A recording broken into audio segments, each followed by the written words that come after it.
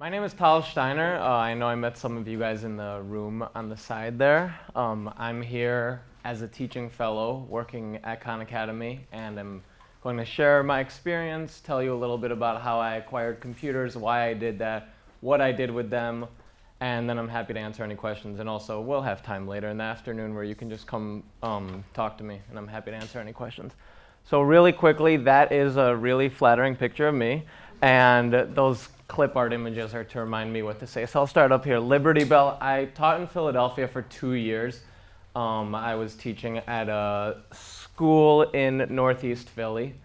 Right here, this is just a little caveat. I just would like to say I'm not up here claiming to be Teacher of the Year, anything like that. Just wanting to share my experience with Khan Academy. I've had experience with that and with other teachers, so I'm happy to share my own experience and what I've learned from other teachers in terms of best practices, but by no means am I claiming to be an incredible teacher trying to pass on wisdom.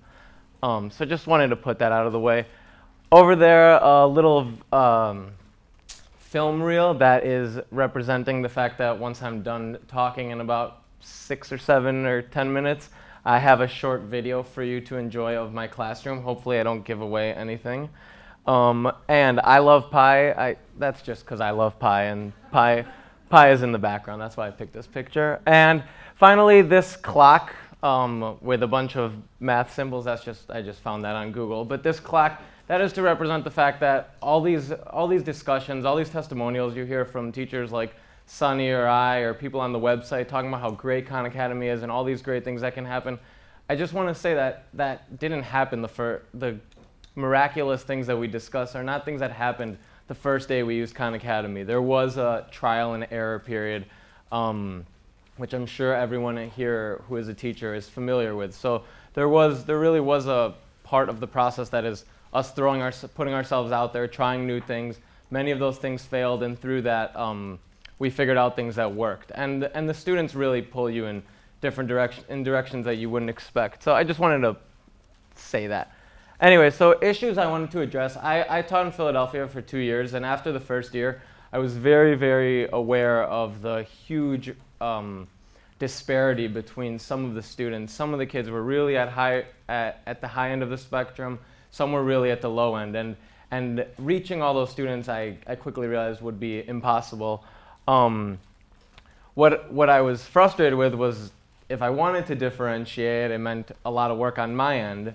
And that wasn't quite sustainable as much as I wanted it to be.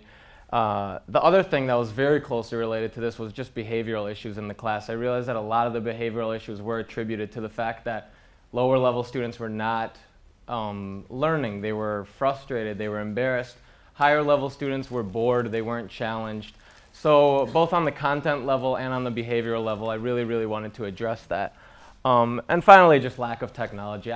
I just like using technology. I thought it was very strange that in a 21st century classroom, we didn't have any computers. And granted, I was teaching in a school district where the resources might be a little bit more limited as where you're teaching. I know I've spoken to some people who come from districts that have a lot of technology and they're trying to figure out how to implement that, and also people who are needing to do their own outreach in terms of getting resources.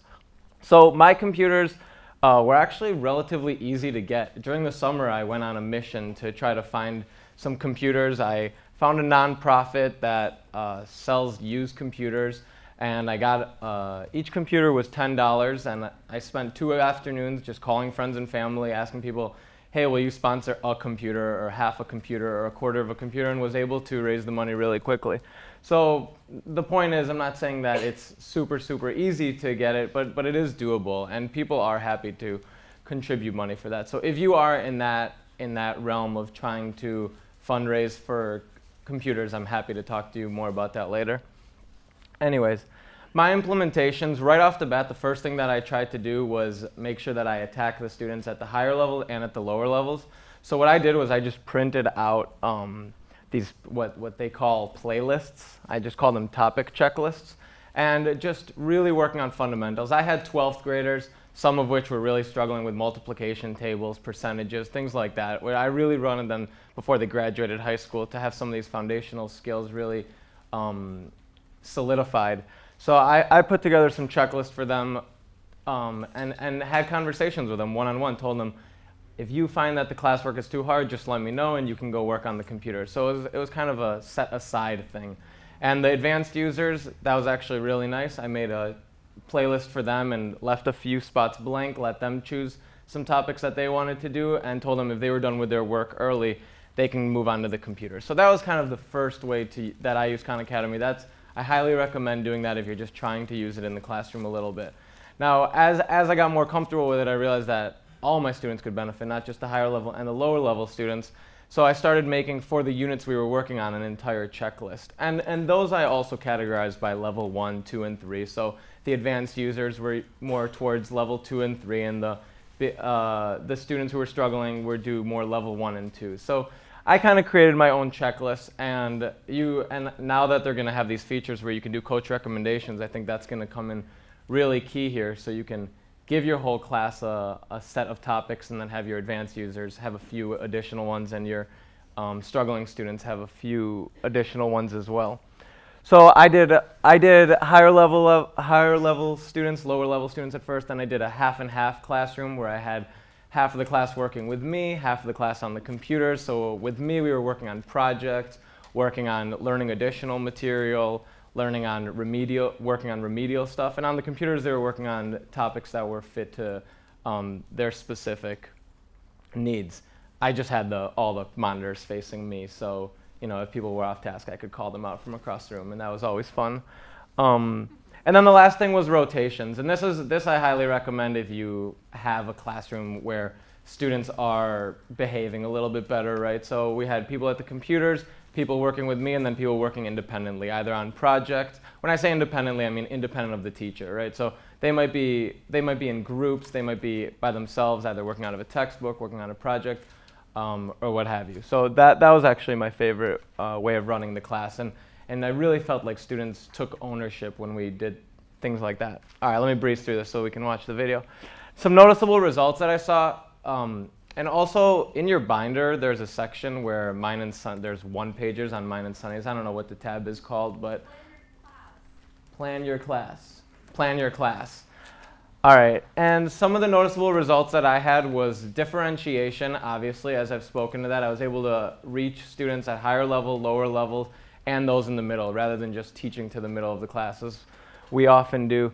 Behavioral issues, these were highly noticeable in the class that these were reduced, especially with the lower level students and the higher level students. I also taught block scheduling, which can be really fun in terms of covering a lot of content, doing a lot of things, but as some of you may know, if you teach block scheduling, that also means having to keep the students engaged for a long period of time, which can be kind of painful sometimes.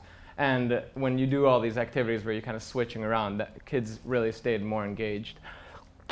Teacher attention, if I had students on the computer engaged doing work, I could be, the ratio of students to teacher was significantly increased. No, decreased when talking to me. Confidence, the students, this was primarily visible with the students at the lower end of the spectrum. I had many students who told me, I haven't learned anything in math in 5 years. They were excited to learn. They had just been doing what they needed to get by in class, and they were starting to get excited about math, starting to actually do things that they needed to do rather than pretending they understood a topic and just passing. And finally, yeah, excitement and ownership. I think that I've touched on these, but really the biggest part of that I'd like to emphasize is kids were invested in their own learning. They had topics in front of them. They saw what they've accomplished. They could compete with their classmates. They really pushed each other and they pushed themselves, and that was really fun to see. All right, 5-minute video.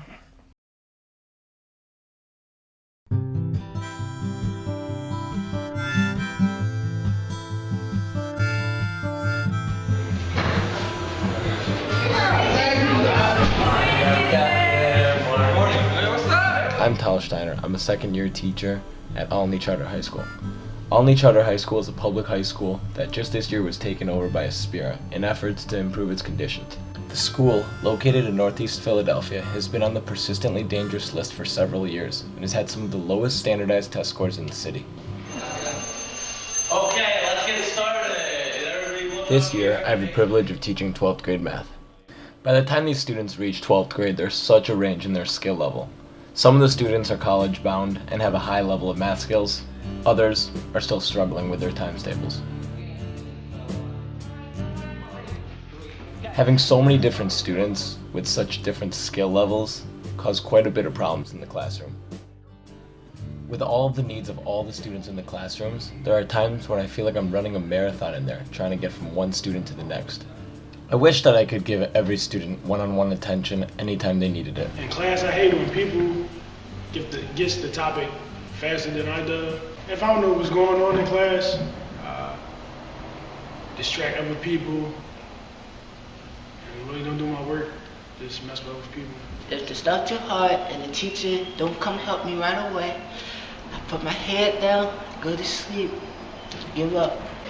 And it's annoying when I want to learn something new, but we can't because we have to go over stuff again and again.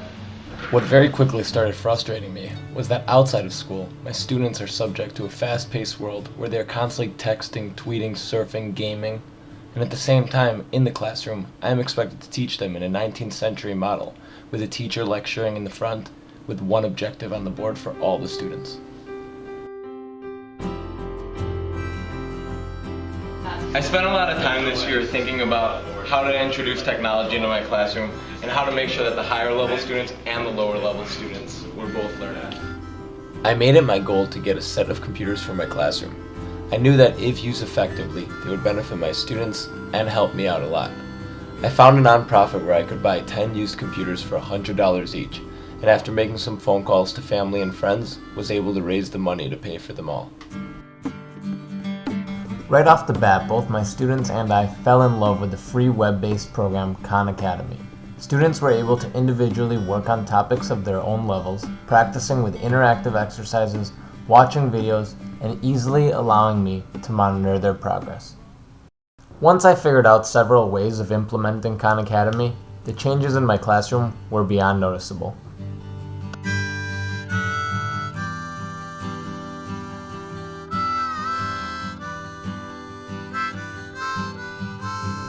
Khan Academy has shifted the class to being more student-centered. The differentiated opportunities have noticeably increased students' self-confidence and excitement to learn. I like having a list of topics to choose from because I can see what I have accomplished. Teacher come, they got like 30 other students in the class, so they can't help you right away. But you work on a computer, they can help you right away, get your feet right away. If you're working on a problem, you got it wrong, they'll tell you got it wrong, and then I'll explain it to you. Now I use the computers daily. I'm able to group the students by skill level or by learning styles. Not only does Khan Academy aid in strengthening students' content knowledge, it allows me to work with and give my attention to smaller, more focused groups. Besides the fact that students can work at their own level, the behavior in the class has improved significantly. I can now focus more of my attention on teaching rather than managing behavior. It takes away a lot of distractions, and the class is more peaceful. The students get engrossed in the exercises and their accomplishments, and as expected, they enjoy some healthy competition. That's wrong! Oh, that's right. It is right. A star! You know what? Shut up. Being up top, you get lonely up there.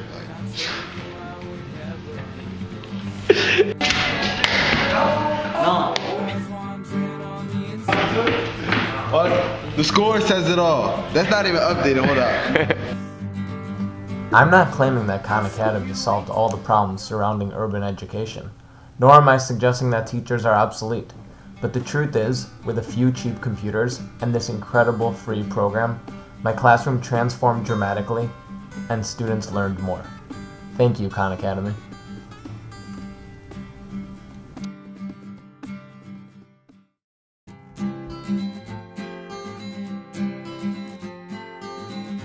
Face the fathoms in your mind.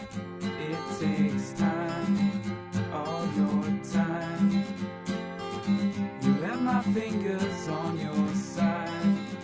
You and I intertwine. Why can't we just pull you here while I say